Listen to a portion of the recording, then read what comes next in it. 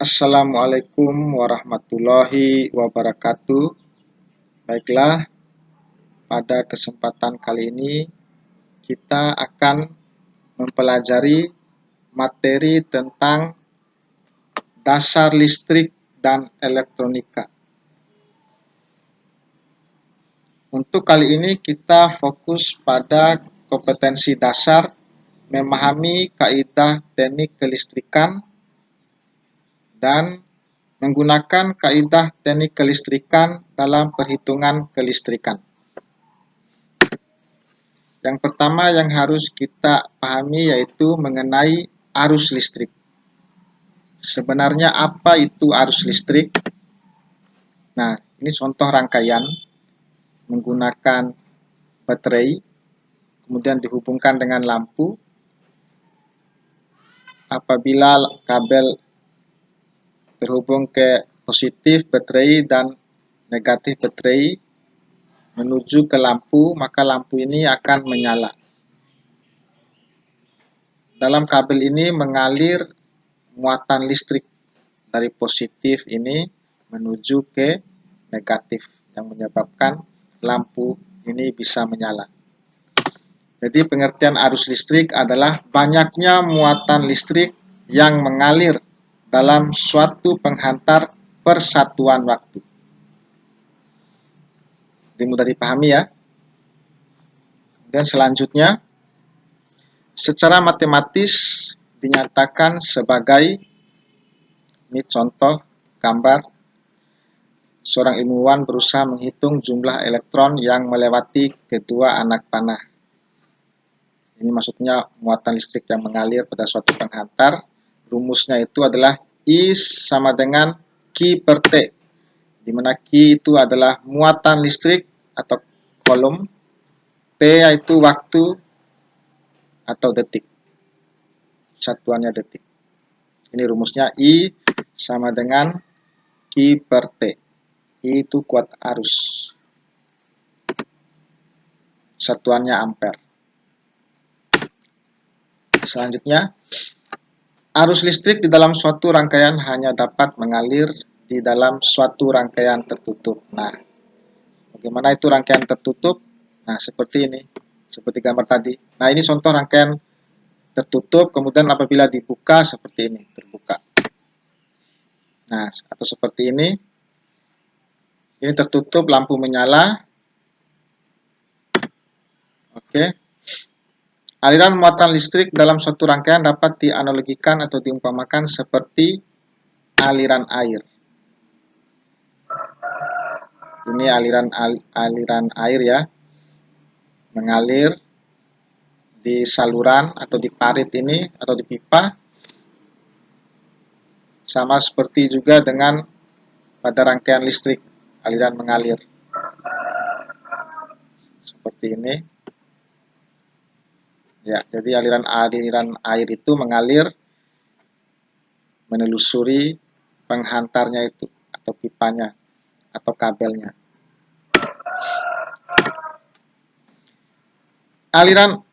Arah aliran elektron dari potensial rendah kutub min ke potensial tinggi kutub positif. Jadi aliran elektron dari muatan itu ada muatan positif dan ada muatan negatif. Elektron itu dia negatif, muatan negatif, dia mengalir dari kutub positif ke kutub dari kutub negatif ke kutub positif. Nah, beda dengan arus listrik. Arus listrik yaitu kalau arus listrik itu muatan positifnya itu mengalir dari kutub positif ke kutub negatif. Jadi kebalikannya. Nah, seperti ini gambarnya. Kalau negatif mengalir atau disebut dengan aliran elektron mengalir dari kutub negatif ke kutub positif. Nah, sedangkan arus listrik itu mengalir dari kutub positif ke kutub negatif. Jadi beda ya, aliran elektron dan aliran arus listrik. Potensial tinggi ke potensial rendah itu adalah arah arus listrik. Ya, arah arus listrik dari potensial tinggi ke potensial rendah, sedangkan arah aliran elektron dari negatif ke positif.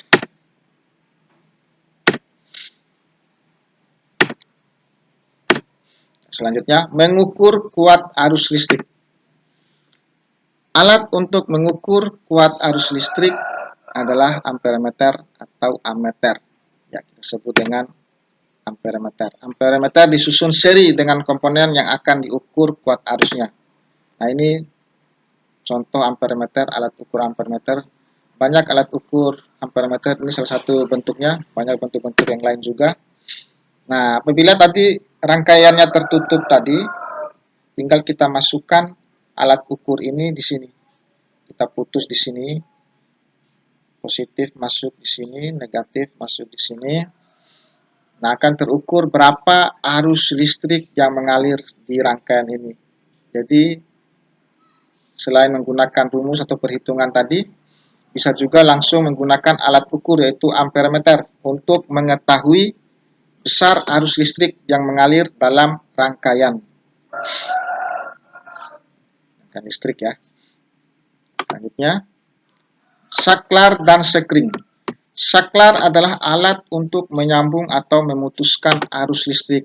Nah, tadi rangkaian tertutup tadi, supaya kita gampang memutuskan atau menyambung arus listrik, kita pasangkan saklar.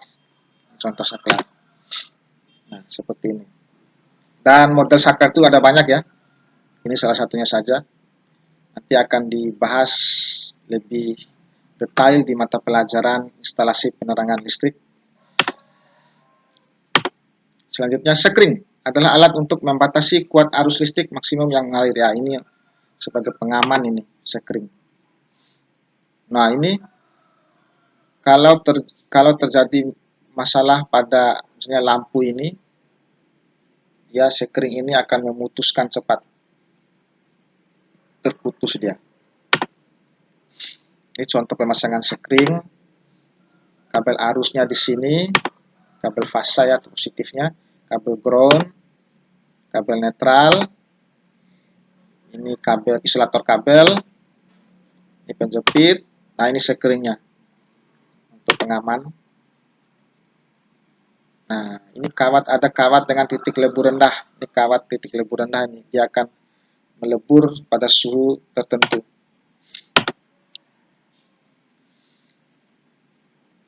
Nah, ini contoh penggunaan sumber tegangan. Jadi, rangkaian tertutup itu akan bisa menyalakan sebuah lampu apabila ada sumber tegangannya. Sekarang kita harus memahami, setelah kita pahami tadi arus listrik, kita juga harus mengetahui sumber tegangan. Supaya arus listrik dapat terus mengalir dalam suatu penghantar, maka pada ujung-ujung penghantar itu harus selalu ada beda potensial. Beda potensial ini adalah sumber tegangan itu. Alat yang dapat mengadakan selisih atau beda potensial disebut sumber tegangan atau sumber arus listrik. Ini contohnya baterai ya, sumber tegangannya. Macam-macam itu sumber tegangan. Nanti kita akan pelajari. Beberapa macam sumber tegangan antara lain sumber tegangan DC arus searah. Ini elemen primer, elemen volta terdiri dari komponen, ini menggunakan tembaga dan cairan asam sulfat akan memiliki beda potensial, negatif dan positif. Ini contohnya ya, larutan asam sulfat yang encer, kemudian masukkan lempeng seng, kemudian masukkan batang tembaga, ini akan terjadi beda potensial. Di sini yang lempeng seng ini negatif, yang batang tembaga ini positif. Nah, dia memiliki beda potensial, terukur tegangannya. Mengalir, positif. Oke, kemudian elemen kering. Ini batu baterai, contohnya batu baterai. Ini sering kita jumpai sering kita gunakan misalnya di jam dinding, kita menggunakan baterai seperti ini. Dia sudah memiliki tegangan. Kalau kita lihat ini 1,5 volt tegangannya. Ya, beda potensialnya 1,5 volt. Elemen sekunder, contohnya aki. Ini dikatakan elemen sekunder karena ini bisa dicas. Contoh aki ya, biasanya aki ini digunakan di mobil. Pada saat aki digunakan terjadi perubahan energi kimia menjadi energi listrik. Ini contoh-contoh sumber tegangan. Nah, ini sumber tegangan AC, arus bolak-balik. Nah, ini contohnya ada macam-macam pembangkit listrik tegangan AC ini. Nanti akan kita bahas lagi lebih detail di pelajaran instalasi tenaga listrik. Kita bahas dulu sekilas saja ini. Ada yang disebut dengan PLTA, pembangkit listrik tenaga air, PLTD, tenaga diesel, PLTP, tenaga panas bumi, PLTG, tenaga gas, PLTU, tenaga uap, PLTGU, ini gabungan gas dan uap ini. Jadi macam-macam pembangkit listrik ini akan menghasilkan listrik tegangan AC dialirkan ke trafo gardu induk, kemudian di JTT, jaringan tegangan tinggi, kembali lagi masuk ke trafo, JTT pergi ke industri, ada yang pergi ke JTM, kemudian JTR, jaringan tegangan rendah, jaringan tegangan menengah yang ini tadi, jaringan tegangan rendah, tegangannya sudah 220, itu baru masuk di rumah-rumah, masjid, dan lain-lain, lampu jalan. Ini dari tegangan menengah ada juga yang pergi ke perusahaan-perusahaan, ke tempat bisnis. Jadi seperti itu sumber-sumber tegangan. Selanjutnya, mengukur beda potensial tegangan listrik. Alat pengukur tegangan listrik adalah voltmeter. Kalau alat mengukur arus listrik tadi adalah ampermeter, kalau untuk tegangan voltmeter. Voltmeter dipasang paralel dengan komponen yang akan diukur beda potensialnya. Nah, seperti ini. Untuk voltmeter. Nah, kalau tadi dia diputusnya di sebelah sini, kalau ini bebannya atau tegangannya, beda potensialnya ada di tengah-tengah ya. Ini bebannya ada di tengah-tengah. Diukurnya ini namanya diukur secara paralel. Jadi bisa dibedakan ya cara mengukur arus menggunakan ampermeter itu dihubung seri di sini, sekitar sini atau di sini. Sedangkan untuk mengukur tegangan atau tegangan menggunakan voltmeter diukur secara paralel. Ya, seperti ini. Dia di tengah-tengahnya itu ada beban atau di tengah-tengahnya ada tegangan. Oke, selanjutnya mengukur arus listrik dan beda potensial. Oh, ini langsung digabung. Mengukur, kalau yang ini jelas ini mengukur arus, kalau yang ini mengukur tegangan. Di tengah-tengahnya ada sumber tegangan atau ada beban. Ya. Oke. Kita masuk rangkaian listrik. Rangkaian listrik adalah jalur yang dilalui oleh arus listrik. Rangkaian listrik dibagi dua, yaitu rangkaian terbuka, tidak ada arus listrik yang mengalir. Rangkaian tertutup, ada arus listrik yang mengalir. Nah, ini contohnya. Ini rangkaian terbuka. Ampermeter dihubungkan langsung mengukur arus. Ini terputus di sini. Ini namanya rangkaian terbuka. Akibatnya lampu ini tidak menyala dan alat ukur ini tidak bergerak. Sedangkan rangkaian tertutup, kabelnya semua terhubung, tidak ada yang terputus, menyebabkan lampu ini menyala dan ampermeter ini bergerak. Itulah perbedaan rangkaian terbuka dan rangkaian tertutup. Simbol komponen listrik.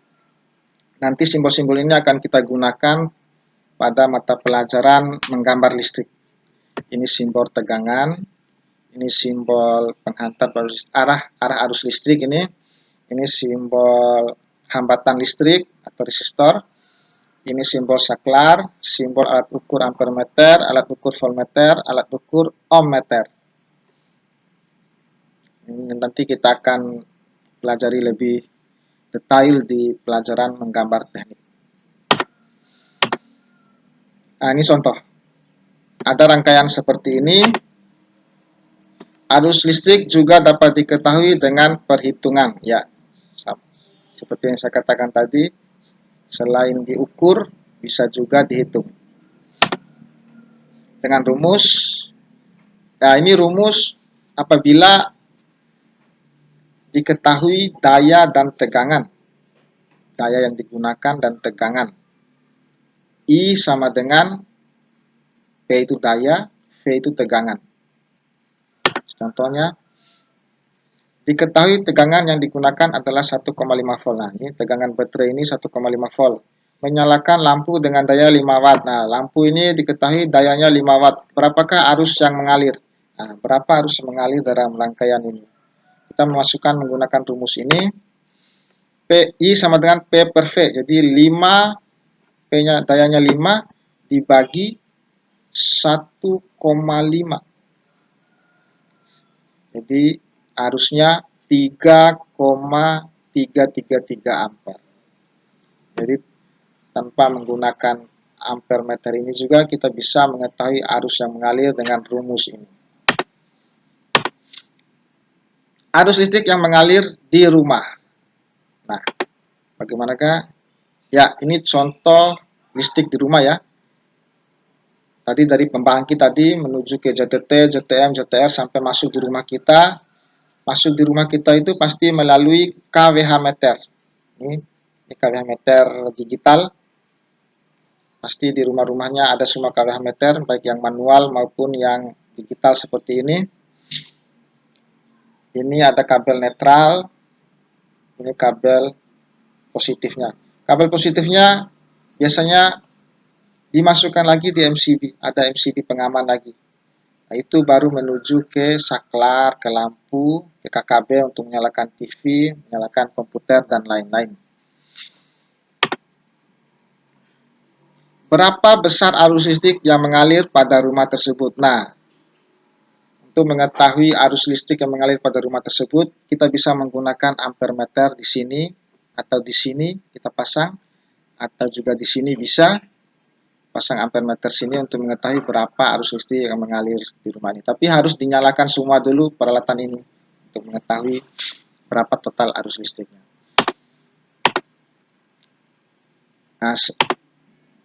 Nah, ya selain menggunakan alat ukur ampere meter, kita juga bisa melakukan perhitungan. Dengan catatan kita harus mengetahui tegangannya untuk di rumah itu sudah jelas, tegangan setiap rumah itu 220 volt. Dan kita harus mengetahui daya yang digunakan tiap peralatan listrik di rumah kita. Ini sebagai contoh, untuk lampu ini digunakan lampu yang 11 watt. Ini 11 watt, 11 watt, 11 watt. Jadi 3 buah ini dikali 3 ya, 11 watt. Selanjutnya, ini TV. TV ini kita bisa mengetahui dayanya ini. Di belakang TV itu biasanya ada nameplate tertulis tulisan-tulisan, tegangan, frekuensi, dan juga ada daya 112 watt. Nah, jadi TV ini menggunakan daya 112 watt. Jadi kita bisa lihat di belakang televisi biasanya ada tertempel kertas seperti ini. Nah, di belakang komputer juga biasa tertempel tulisan seperti ini. Kita cari berapa daya yang digunakan. Nah, ini 520 watt untuk komputer. Besar sekali ya. Nah, selanjutnya kita masukkan di rumus untuk mengetahui arus yang mengalir di rangkaian rumah ini. I sama dengan P per V. Nah, P-nya itu adalah daya. Semua daya yang digunakan oleh peralatan ini kita jumlahkan semua. Lampu ada 3, 11 watt, jadi 11 tambah 11 tambah 11.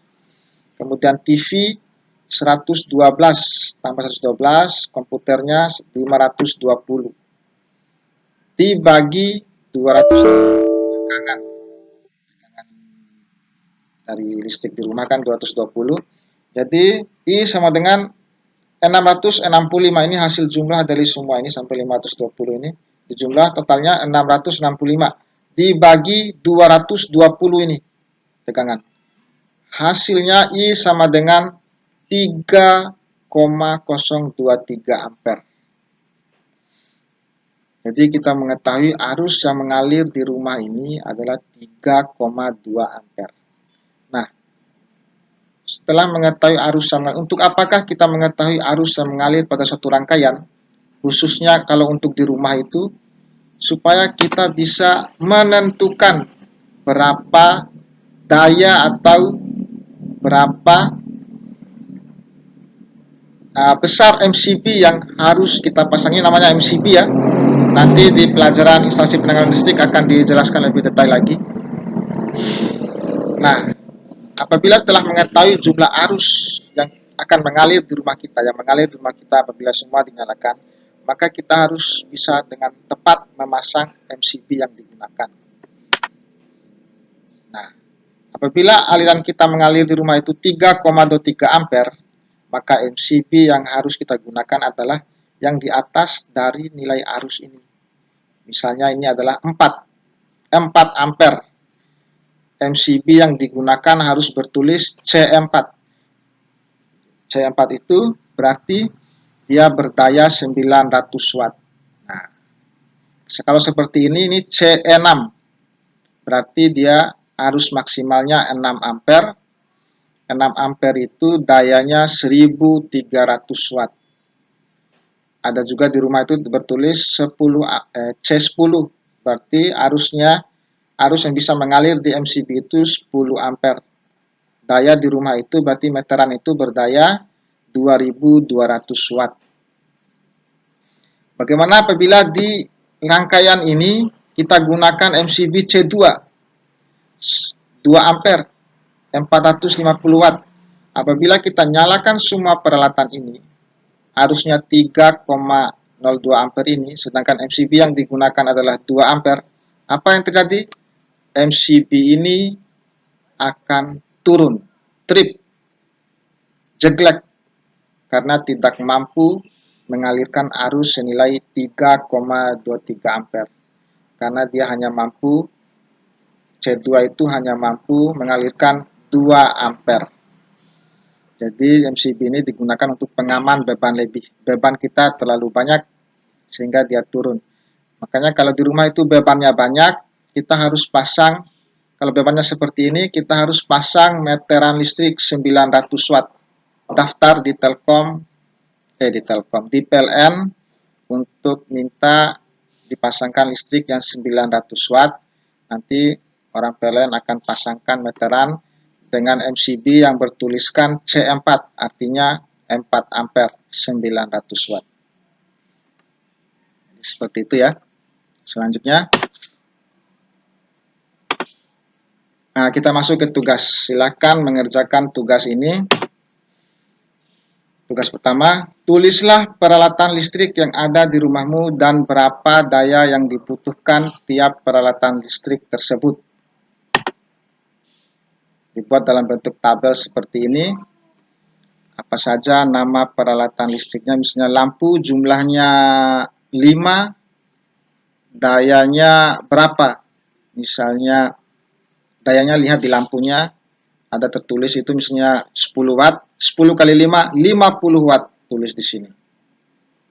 5 kali 10 sama dengan 50 watt. Kemudian setrika jumlahnya 1, dayanya 100 watt. Lihat ya di belakangnya tertulis, pasti ada tertulis berapa watt itu. Dan tulis semua sebanyak-banyaknya. Apa saja peralatan yang ada di rumah. Sanyo, mesin cuci, kulkas, rice cooker, dispenser. Lagi ya. kipas angin, cas HP juga berapa buah itu berapa watt itu cas HP-nya dan berapa buah, pasti banyak. Setelah itu tugas kedua, hitunglah besarnya arus listrik yang mengalir apabila semua peralatan listrik yang ada di rumahmu tersebut dinyalakan semua secara bersamaan. Tadi sudah ada rumusnya ya. I sama dengan P per V. Jadi semua daya peralatan listrik tadi dijumlahkan semua dibagi dengan V. Tegangan di rumah semua 220 volt. Jadi berapa arus yang mengalir di rumahmu apabila semua peralatan yang kamu catat tadi dinyalakan semua secara bersamaan. Soal yang ketiga, foto MCB pada meteran kWh meter rumahmu, kemudian perhatikan kodenya dan jawab di bawah ini. Kode MCB-nya C berapa? Setelah kita mengetahui C berapa, maka kita mengetahui berapa arus MCB tadi. Kalau C2 itu berarti 2 ampere, C4 berarti 4 ampere, dan seterusnya. Kemudian berapa daya kWh meternya? Kalau C2 berarti daya itu 450 watt. C4 berarti 900 watt. Nah, setelah mengetahui semua ini, apabila semua peralatan listrik di rumahmu dinyalakan semua, apakah MCB tidak turun atau trip ini ya? Apa tidak turun atau turun? Oh iya. Jadi apakah MCB di rumahmu tidak turun atau turun? Apa penyebabnya? Nah, apabila kalian menjawab tidak turun, kenapa dia tidak turun? Jelaskan. Pasti kalian bisa memahami kenapa dia tidak turun. Dan apabila turun, setelah dinyalakan semua peralatan listrik dan MCB-nya turun, mengapa dia bisa turun? Pasti kalian juga sudah mengetahui dari penjelasan saya tadi. Oke, mungkin sekian saja materi tentang kali ini. Memahami materi tentang memahami kaidah teknik kelistrikan dan menggunakan kaidah teknik kelistrikan dalam perhitungan kelistrikan. Semoga materi dapat dimengerti dan selamat mengerjakan tugasnya. Saya tunggu jawaban tugasnya dikirim di WA grup atau WA pribadi saya. Terima kasih. Assalamualaikum warahmatullahi wabarakatuh.